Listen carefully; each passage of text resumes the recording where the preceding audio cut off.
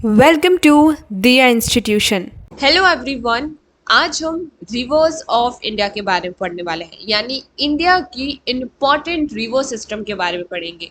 हालांकि इंडिया का river system two parts में डिवाइड है। फर्स्ट हिमालयन रिवर्स और second peninsular reverse. Himalayan reverse में वो रिवर्स आएंगी जो हिमालय से ओरिजिन होती है और इंडिया के नॉर्दर्न पार्ट में फ्लो करती है। वहीं पेनिसुलर रिवर इंडिया के सदर्न रीजन के अंदर फ्लो होने वाली रिवर्स में पढ़ेंगे। हम टू पार्ट्स में डिवाइड करके पढ़ेंगे ताकि आपको याद रखने में कोई प्रॉब्लम ना हो।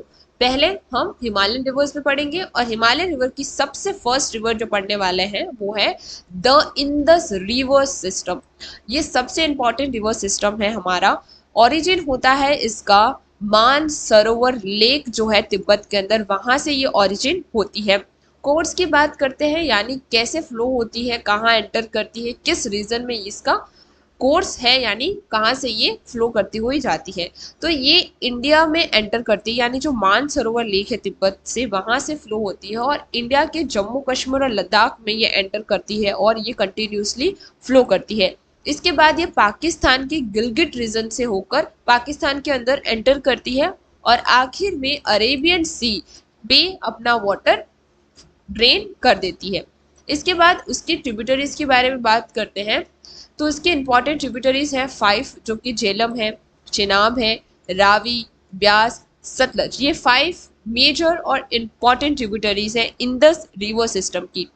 सतलज, ब्यास, रावी, चिनाब और झेलम, ये पांचों इंपॉर्टेंट रिवर्स जो हैं पाकिस्तान के मिठान कोट में इंदस को, यानी इंदस रिवर जो है उसको ज्वाइन करती है। यानी ये जो 5 इंपॉर्टेंट रिवर्स हैं, ट्रिब्यूटरीज हैं, जो कि इंडिया में ओरिजिन होती है, ये फ्लो करते करते एक जगह इकट्ठी होती है मिठान कोट में और इंदस रिवर को ये ज्वाइन कर लेती है।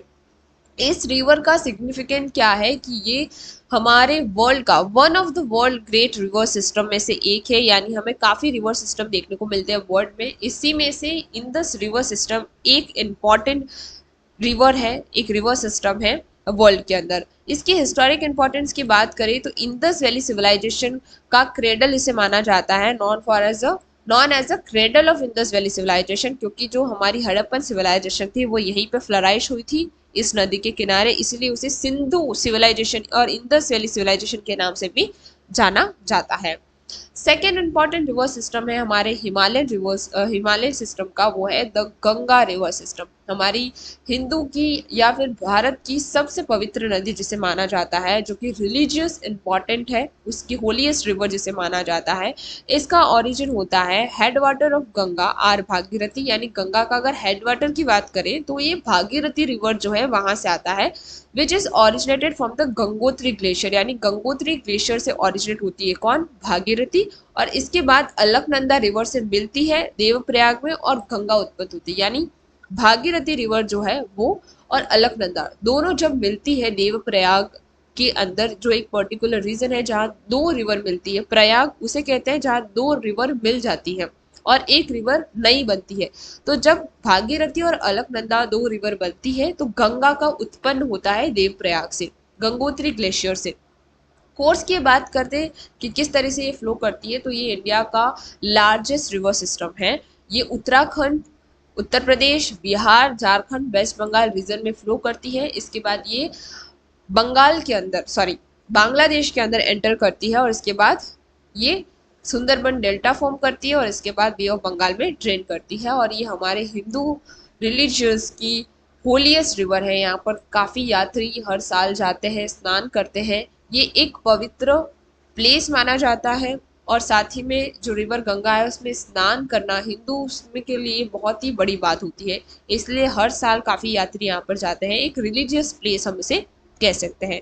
ट्रिब्यूटरीज की बात करें तो यमुना जो है इसकी लार्जेस्ट ट्रिब्यूटरी है, जो कि यमुनोत्री ग्लेशियर से ऑरिजिनेट होती है और गंगा से ये इलाहाबाद प्रयागराज में मिलती है।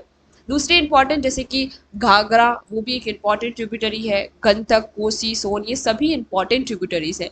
और जो कोसी गंगा की एक मेजर ट्रिब्यूटरी है उसे सैरो ऑफ बिहार कहा जाता है, क्योंकि ये जो रिवर है वो काफ़ी हाइट पे लोकेटेड है, काफ़ी फ्रिक्वेंट जो है वो अपनी ये चेंज करती है, यानी उसके जो कोर्सेज हैं वो काफ़ी चेंज करते हैं। यानी एक पर्टिकुलर प्लेस पे ये फ्लो नहीं करती है। जब बहुत ज़्यादा बारिश आ जाती है तो अपना जो कोर्स है यानी जहाँ से वो जाती है वहीं से नहीं जाकर वो और जगह पे फैलती है, जिसकी वजह से फ्लड यहाँ पर आने की संभावना हो जाती है। और बिहार को सबसे ज़्यादा नुकसान होता है कोसी रिवर में ड्यूरिंग फ्लड।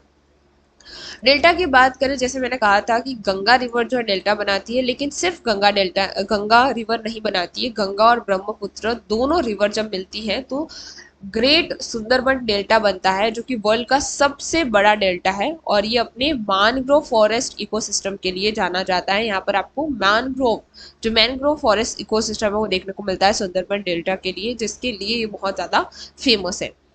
इसके बाद ब्रह्मपुत्र रिवर सिस्टम की बात करते हैं, जो कि हमारे इंडिया का वन ऑफ इम्पॉर्टेंट है। ओरिजिन इसका होता है चेमयुंगडुंग ग्लेशियर, जो कि तिब्बत प्लेटू के अंदर है। एक ग्लेशियर है जिसका नाम है चेमयुंगडुंग ग्लेशियर, वहां से ये ओरिजिन होती है तिब्बत प्लेटू से, और इसके बाद ये इंडिया के अंदर एंटर करती है। ब्रह्मपुत्र रिवर को तिब्बत के अंदर युरुंग सांगपो नाम से जाना जाता है, और हमारे यहाँ इंडिया के अंदर उसे ब्रह्मपुत्र के नाम से जाना जाता है। कोर्स की बात करें so it flow eastward parallel to the Himalayas, यानी ये पैरेलल पैरेलल चलता है ईस्ट के।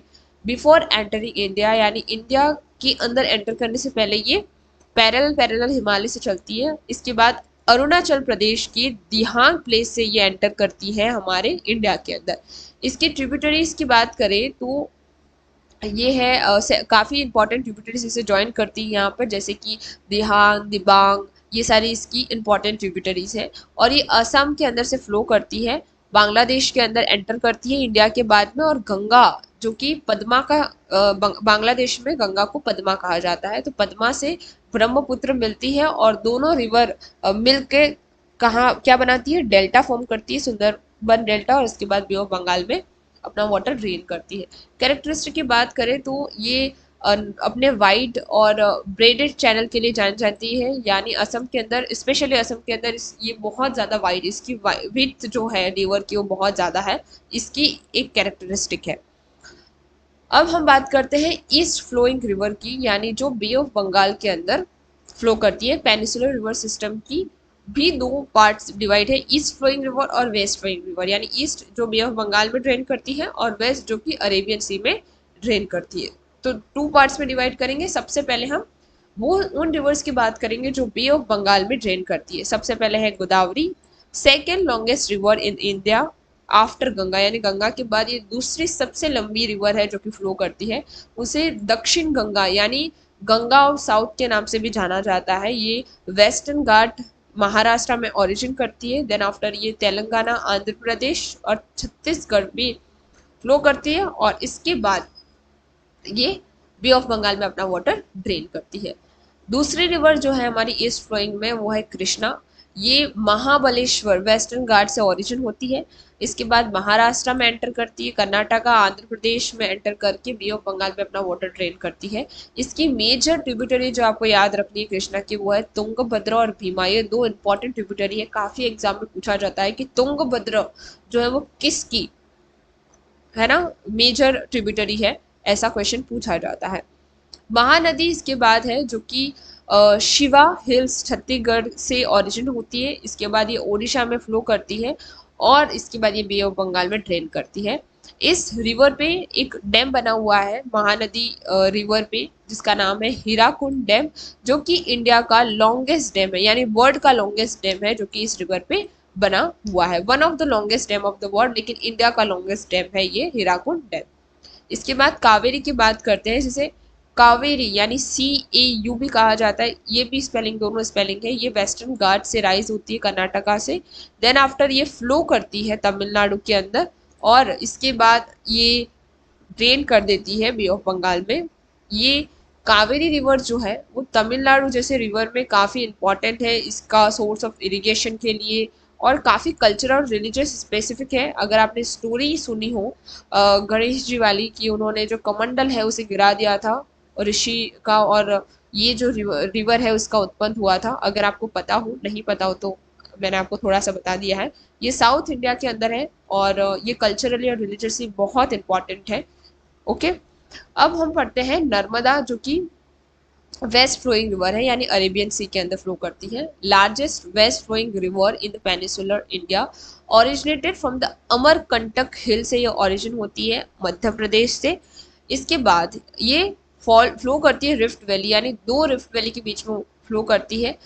इसके बाद ये एस्चुरी बनाती है, जब ये यानी अरेबियन सी में ड्रेन करने से पहले ये एक एस्चुरी फॉर्म करती है, यानी छोटी सी एक आप कह सकते हैं एस्चुरी ये फॉर्म करती है अपने माउथ में। और ये भी एक seven scared river of Hindus में से एक है। नर्मदा माँ के रूप में उसे जाना जाता है, जैसे गंगा है, गोदावरी है, कावेरी है, उसी तरीके से नर्मदा भी रिलीजियसली बहुत ही पवित्र नदी मानते हैं। तापी, जिसे ताप्ती रिवर कहा जाता है, ये नर्मदा के पैरेलल पैरेलल फ्लो करती है। ये सतपुरा रेंज में ओरिजिनेट होती है, देन आफ्टर ये वेस्टवर्ड फ्लो करती है। और estuary before entering the Arabian sea, जो जिस तरीके से नर्मदा एस्चुरी बनाती है उसी तरीके से ताप्ती रिवर जो है वो भी एस्चुरी बनाती है बिफोर एंटरिंग अरेबियन सी। सो यहाँ पर हमने सारी इम्पॉर्टेंट जो रिवर सिस्टम है उन्हें पढ़ा, उनके बारे में जाना। आई होप आप सभी को ये लेक्चर पसंद आया होगा, समझ में आया होगा, आपके कंपटीशन एग्जाम के लिए ये हेल्पफुल रहा होगा। अगर आपको अच्छा लगता है तो प्लीज़ एक लाइक शेयर सब्सक्राइब ज़रूर कीजिएगा। Thank you very much.